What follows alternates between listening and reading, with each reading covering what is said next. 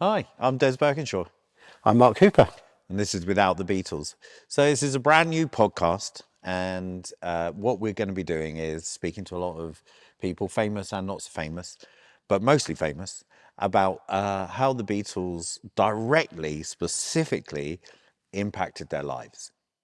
Yeah, and as you can guess from the title, it's what we want to look at was how would their lives have been different or their careers been different without the Beatles. So what was it that the Beatles changed, not just for them specifically, although that's, for each episode we're talking to them, but also in terms of culture and the wider society, not just in England, but globally as well.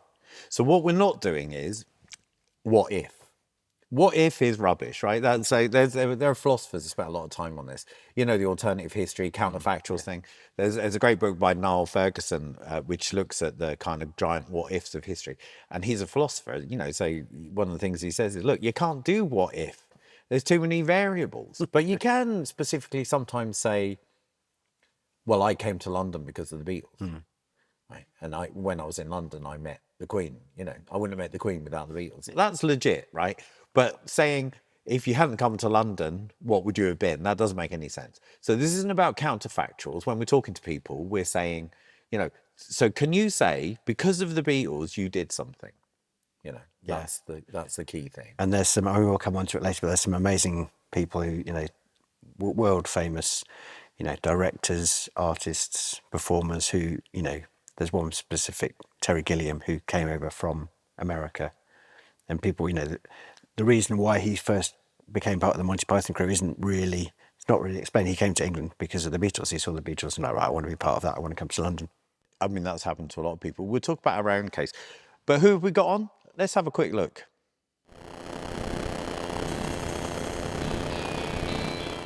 Coming up in 2025, we have Al Jardine of the Beach Boys, Nancy Sinatra, Sir Michael Palin, Andy Partridge of XTC, Klaus Voormann, Sir David Attenborough, and Richie Sambora of Bon Jovi. So then the next day we went over to Auckland for a concert over at in New Zealand, and we were at the station doing radio interviews. And I said, "Oh, would you like to hear this new recording? It's just it's our huge hit in the States. That's a great big hit in the States." And we're going, "Well, sure, I'd love to hear this." It's a group called the Beatles, and of course, right off the bat, we're going, "Beatles? What kind of a name is that?" It's okay. Yeah, let's hear it. You said your dad liked the Beatles. Were they not threatened? And was there not any kind of sense of like, what the hell's this all about? Definitely. Not unlike what I went through personally when the war songs started to dominate the charts. Through one of my friends who I used to go and stay with, he had a farm near Birkenhead, would you believe? I heard about these various Liverpool groups. And I think it must have been in very early 63 or the end of 62. He said, "I'll take you to the Tower Ballroom, New Brighton, where there's this band called the Beatles playing." And he said, the great thing about the Beatles is they are incredibly loud. They're really, they're going to blow your mind. Very, very noisy. And they were one of many groups coming out of Merseyside at that time. So he and I went to the Tower Ballroom, New Brighton, which is just across the river from Liverpool. Now I think it's been pulled down. And there were the Beatles playing, and it was by no means full. It's a big place. And John Lennon was up on stage trying to get a twist competition going and trying to get girls to come up. Imagine that, the Beatles trying to get girls to come up on stage. Anyway, he and I watched them for a bit, but we were pursuing two girls ourselves and never really, there were the Beatles. Yes, they were great, noisy. That was it. So that was my first experience of the Beatles. They taught me all sorts of things. I mean, I wouldn't be a musician if it wasn't for the Beatles. The desire to be in the kind of franchise of gang that they had, if you know what I mean. They had this gang franchise, and it kicked off millions of gang franchises everywhere. And, hey, so all we've got to do is get some guitars, hang out together, all be in a big house like they are in Help. I was sold by that, because I used to fantasize about having a bed in the floor, and there's John Lennon in a bed in the floor, and he's got the bed. So for me, it's not the band as such, And it's not necessarily the songs, which are incredible, beautiful songs, but that's not the point. For me, it's the single people. John, the way he was treating me, the way he was to me, the way Ringo was. I stayed with Ringo a lot in Los Angeles in a hotel when he was doing his LP. I was staying with him in one of those bungalows in the Beverly Hills Hotel. And I had spent fantastic times with those boys separately. Never as a whole thing. I never had this Beatles thing, and I always saw them as separate people. BBC Two had the privilege or problem or challenge of being the first network in this country in colour. And so there was quite a long period during which if you wanted something to go out in colour, the only place it could go out in colour was on BBC Two.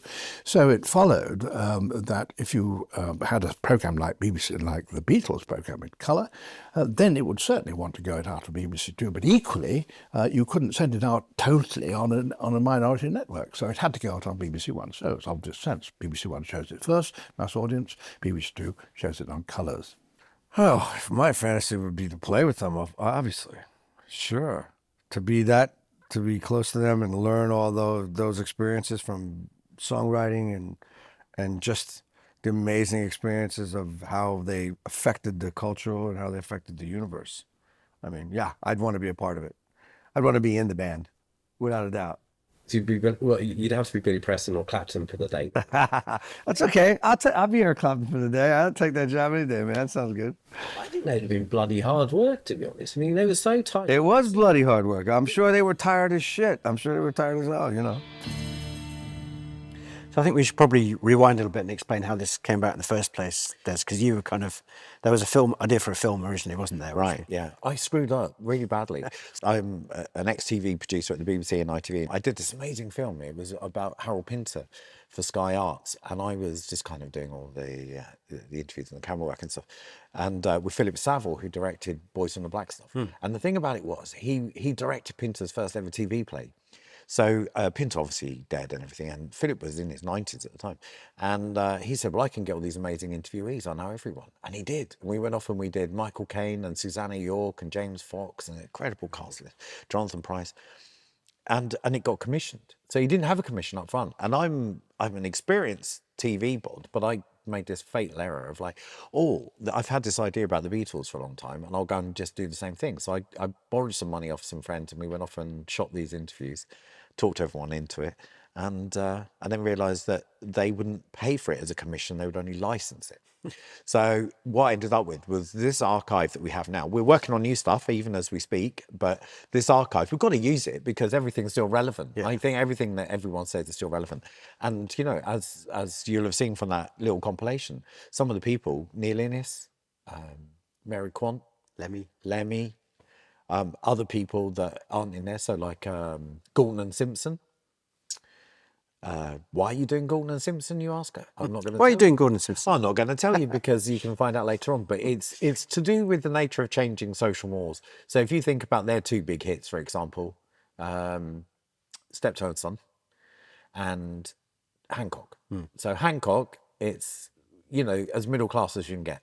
You know, everyone's still wearing bad hats and clothes and everything. 10 years later, it's Steptoe, and poor old Harold is trying to get into the swinging 60s, right? And the reason they wanted to do the interview because they were saying, you know, like the big difference is the cultural difference. The Beatles had come along, you know. In the end, I realised like I still had filming to do, and I'd already been to New York and LA and Europe and stuff. So we decided not to continue with the doc, and I forgot all about it until Neil Innes died. Bless him. We did become friends because of that, and I worked with him on a few projects. And his widow Yvonne, who's just about to publish a book, My Life with Neil, which is going to be absolutely fantastic, I think, because he was a genuine creative, you know, force of nature. Said I'd love to see the interview you did because it was 2 hours in their old living room, you know, like and when I was listening to it, it was like, you know, well, you know, the world's changed since then. Of course, what it was always going to be best as is something long form, like a podcast, rather than chipping everyone.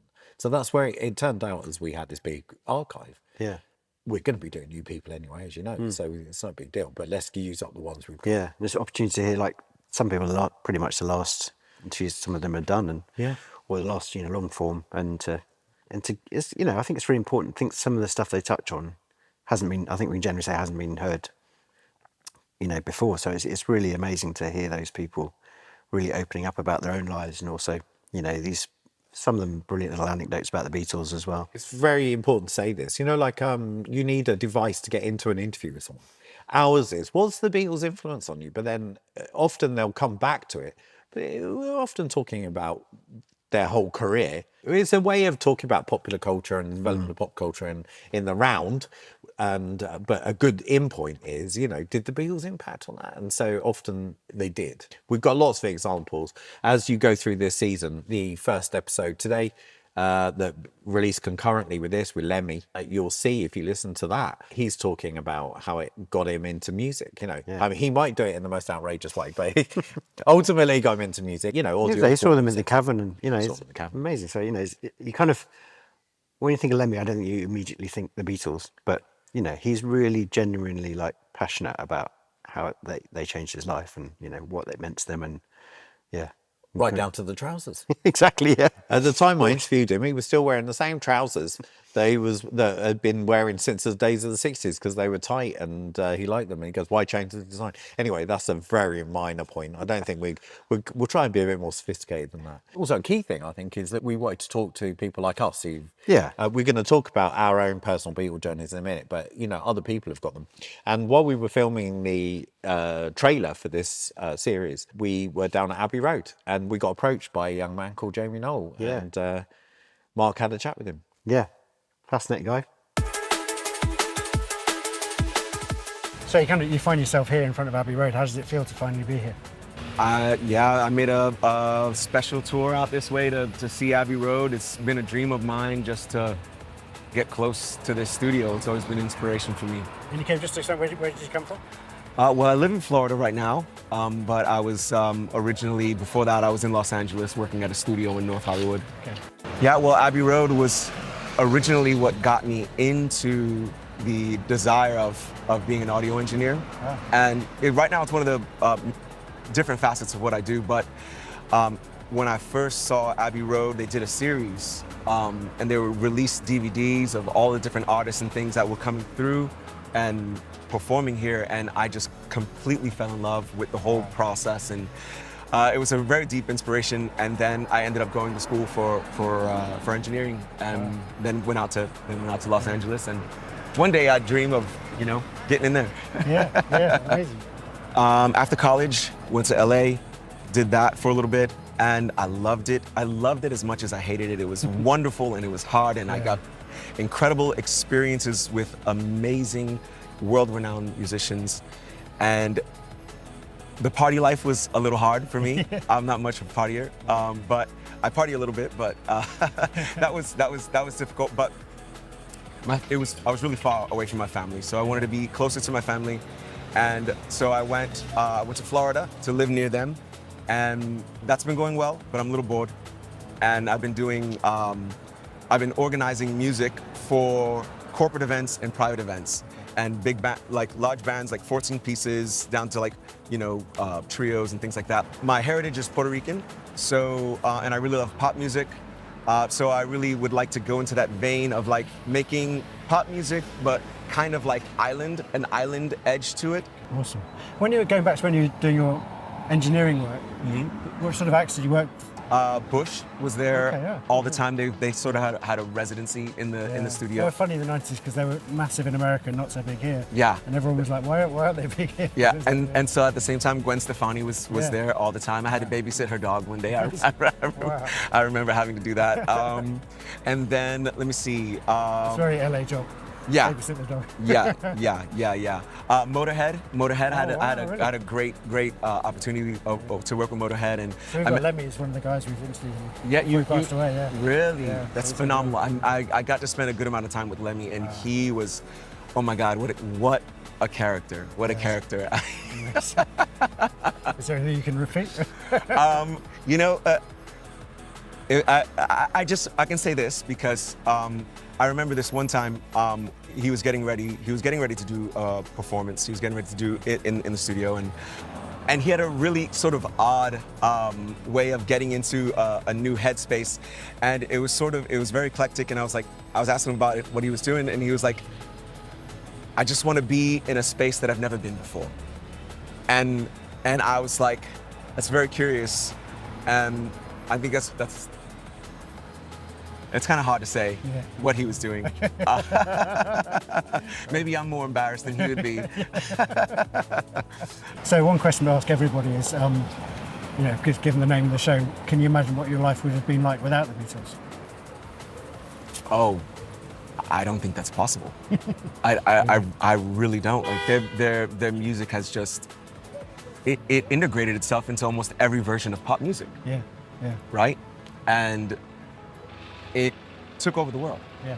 And now it's in everything. Yeah. It's in everything. It's in hip hop. It's in pop. It's in country. It's in everything. Yeah, amazing. Right? Yeah, like Beyonce singing Blackbird. Yes. Yeah, exactly. Yeah. Exactly. Yeah. And now you're here. And now I'm here, and one day I hope to be in there. But that'd be amazing. Yeah. Studio 2. Yeah. First solo album. So how does it feel to be here?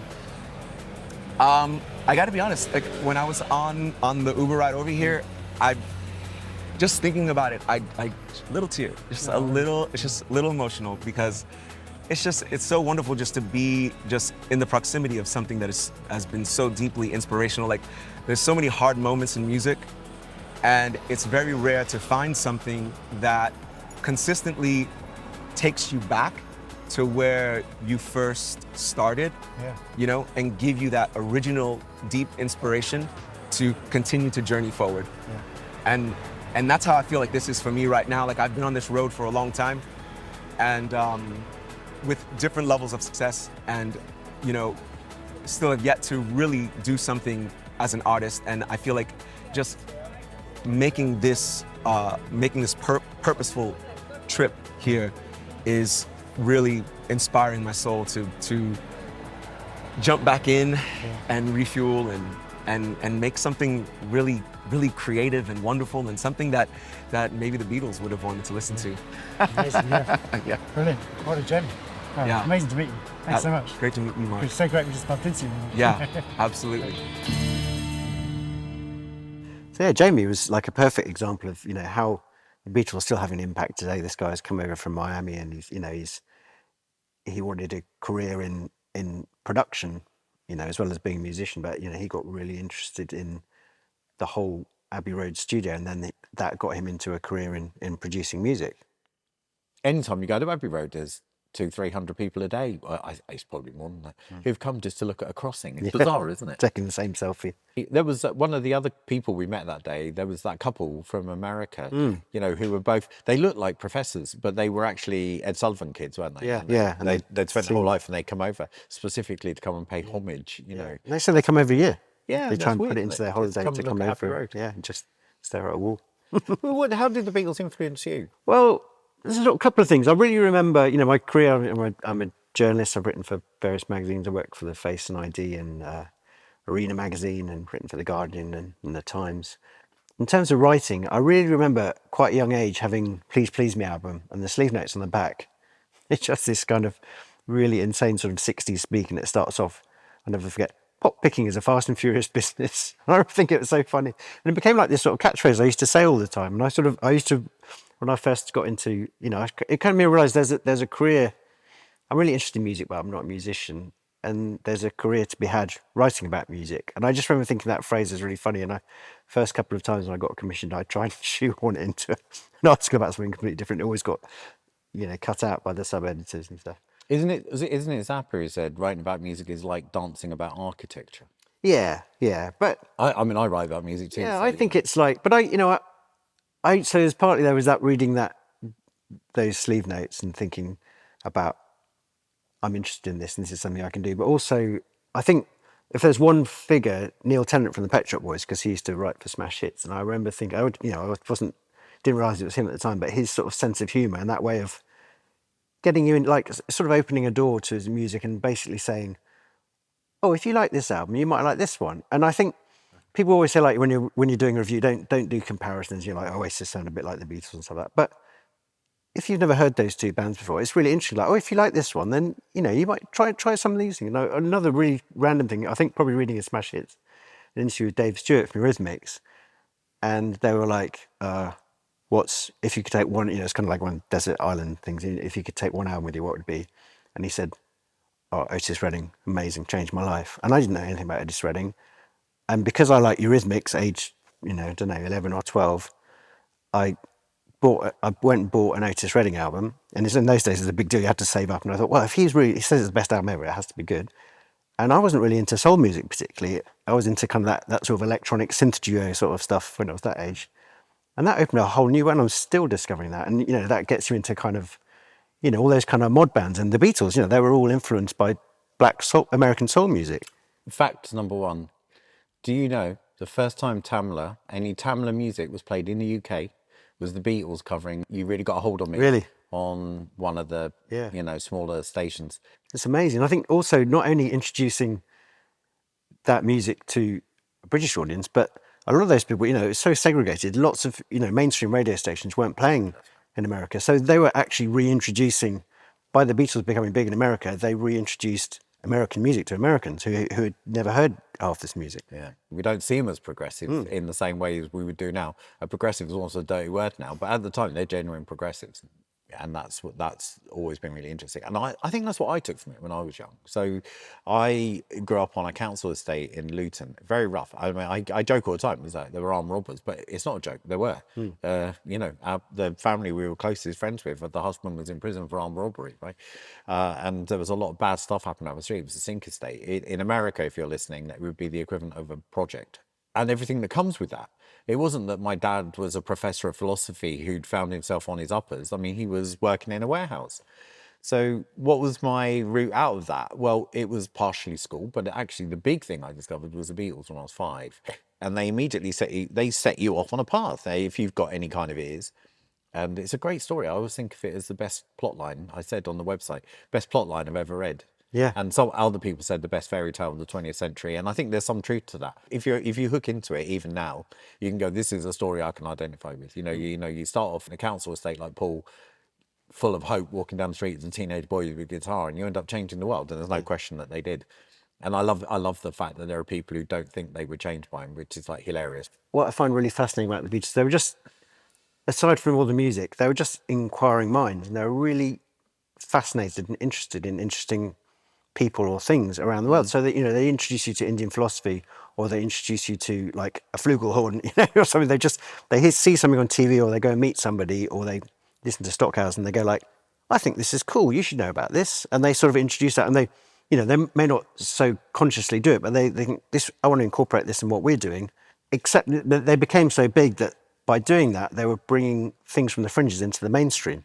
Yes. Well, people are very skeptical about this, right? So they're not realistic. So they say, well, the Beatles, all they did was study. So if you went and read, that's you. But that's not the same thing as not having an influence. So that teacher who says to you, have you read this? They don't sit with you while you read it. Yeah. They don't go down and follow everything else you read before and after. But the fact that they introduced you, literally by telling you to read this book, means they're influential on you. Right? And that's what the Beatles are doing. Yeah. So they are teachers, they are mentors without meaning to be. They didn't sign up for that role, but they got it, right? Yeah.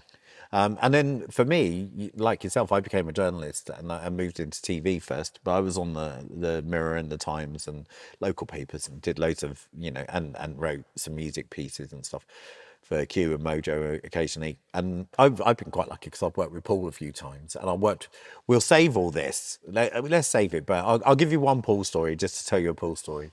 We'd worked together a few times, and do you remember the Queen's Golden Jubilee at the bottom? Oh yeah, on that, yeah. I was doing all the screens, and I'd made all the films and was also directing what was on the screens. So it's rehearsal day, so there's no audience, and I'm pottering around, and Paul catches my eye, and of course he meets a million people. So if I bumped into Paul today, he would not know me from Adam. But at the time, it hadn't been that long since we last worked together, and he just did that look, like, do I know you? And I told him the former occasion we met. And everything. Goes, oh, okay, yeah, give me a hug. And then he goes, do you know Eric? And I was going, no, I don't. So I'm shaking hands with Eric. You've got a picture of my team just over the way looking at me going, what's going on? Why has he got a hug from Paul and a handshake from Eric Clapton? And I said, what are you doing? And he goes, we're doing we're going to do While My Guitar Gently Weeps for George. And Paul goes, the funny thing is, he goes, I played piano on the original, but I can't remember how it goes. And I went, oh, it's in A minor. And he go, ding, ding. What's the intro to it? Ding, ding, ding, ding. And he goes, yeah, I know. And I went, of course you do. Right, anyway, see you later. Nice to see you again. And I was off. Anyway, I got back. And I got back over to my crew and they go, what happened there? What was going on? I was going, yeah. But yeah, no, he's been interesting to work with, actually. I've interviewed him a few times. In fact, if you Google, you'll find previous interviews or something. But yeah, he's a good guy. And it's quite funny to have met him, though, because they had such a big impact on me, so from the age of 5. And so they made me come to London. They made me want to work in the media. They made me want to create music. I'm a musician. I do music. None of that. I can't imagine any of that happening. Yeah. It's amazing that obviously a lot of people we speak to are people who were there at the time and were aware of the impact and what life was like without the Beatles and what it was like afterwards. And for people of our generation, like the Beatles have always been there; they've been a constant. And I'm kind of fascinated by how that sort of those step changes happened and how they influenced that. But it's weird, like I've now got a 9-year-old son who even I just opened up my Spotify and he's done my favorite Beatles tracks list on my Spotify. Each generation, they sort of, everybody discovers them. And I'm trying to think how I knew. I was so conscious of them. It's almost like knowing nursery rhymes. They're always in the collective consciousness. And I think there's two things. I really remember the cartoon show that was on TV every weekend, and I used to watch that. And I think I probably knew lots of their songs from watching, I was just watching cartoons, like, who are these funny? But that was already a really old show and it was on repeat. And I was just watching it yeah, these guys are really, even though it's like cartoon characters, these guys are really funny and they've got great tunes. There was a Jackson 5 cartoon as well. Yeah, I remember that one. Yeah, yeah. Awesome. It was like a real trend for those. Yeah, they were Tomfoolery. Yeah. That was the cartoon on Sundays, yeah. Yeah, it was brilliant. And the other thing I remember, so my dad, a very different background. My dad was an officer in the Marines. You wouldn't think of that as being very sort of a musical job. He wasn't in the Royal Marines band or anything. But I remember at weekends and barbecues and stuff, him and his mate would get a guitar out and play songs, and it would inevitably be like early Beatles songs, Everly Brothers. I really remember, I think it must have been the two of us, because I remember their sort of harmony and them sort of singing different parts. Now they were connected. Think, wow, that's amazing. And at that age, you think, wow, Dad, how did you come up with that? And so you just laugh at it. I wasn't me, son. It's like that was the Beatles. But the other thing now is he retired. He was an academic for a long time after he left the Marines. And he's now in his 80s, and he's got a band back together with his mates. He lives down in Taunton. And now my son's learnt guitar. He's really good for his age. Everyone thinks their son is a genius for their child. But he's got to the stage where he's now can play duets with his granddad. And it's so magical to see they get together and play a Beatles tune and just think, wow, it's sort of come full circle. Mates in the middle exactly. generation. I'm on the tambourine. Yeah. At one point, I did sort of harmonise with them, and my dad was like, "Wow, we must be related." You can tell we can all fit. My dad saw the Beatles in their last Hamburg stint. He was doing national service. He was the last cohort of national service. I've still got his top 10 club ticket. It's not got the Beatles on it, it's just top 10 club, like a little raffle ticket, tour and a half. And the only reason he remembers is because he's absolutely blasted on the Reaper Barn. But they were famous 6 months later. So we saw them. But then I grew up in Luton, and this was how the Without the Beatles came about. If it weren't for Hitler, if it weren't for the Beatles, I wouldn't exist, because he got evacuated out from London to Luton, and he met my mum there. And the only reason he met my mum is he was doing a delivery to Luton Airport. She stayed behind because her boyfriend had bought her tickets to see the Beatles. She was doing her makeup. She met my dad. He goes, "Oh, you're quite fit. Do you want to go out?" And she ditched her boyfriend, didn't go and see the Beatles, went off with my dad instead. So it was literally Without the Beatles. Yeah, and that's what happened. So they wouldn't have met, without. And it's quite funny. So years later, I take my mum to meet George Martin. I was running the chart show on ITV, and it was competition. I took her to meet him. And she was so flustered. She went, "He wouldn't be here if it weren't for you." Brilliant. I think he just went. Not that one. And the Luton News did this as a story. So there's a picture of my mum and George Martin and me, and it's all enshrined, this story forever. We'll be exploring these kind of stories with other people as well. That's the idea. Yeah. So is that enough name dropping to start with? Yeah, I think so. Well, we should probably. It's probably enough from us. But talking of name dropping, we should probably let people know what's in store. And we've got some pretty massive names in the first run of episodes, haven't we? So Lemmy, Terry Gilliam, Mary Quant, Steve Van Zandt from the E Street Band, and Lol Cream from 10cc. Although we have all 4 members of 10cc reunited in spirit, if not actual physical location. This is all coming over the next, between now and Christmas, but then there's a whole bunch of stuff for next year. And obviously we're going to hopefully, put a little community together. Yeah, and a few little surprises coming up. I think hopefully something for Christmas as well. But have a look at the website. Mark and I are both writers. We've got a blog going. Yeah, not 1 but 2 blogs. Oh, 2 blogs, yeah. And so, and hopefully, ultimately, we'll be open to you guys as well for subscribers. So subscribe, consider supporting us on Patreon. Yeah, and I think the important thing about the Patreon thing, if you do subscribe, we're not going to do like massive hard sell on it, but any money we get from that, we're going to put back into the podcast, which will fund us being able to, possibly go back out to LA and meet some other exciting people we got some leads on. Yeah. It's going to be great. We think, we hope, we're sure. We are. I mean, what we've got really is amazing, and I think there's a lot more to come. So yeah, some amazing names. So enjoy. Oh, should we say tune in to episode 1, which is coming out at the same time as this? And who's we've got an episode? We've got Lemmy, the late great Lemmy Kilminster, and you really do want to see that one, don't you? Proper national treasure.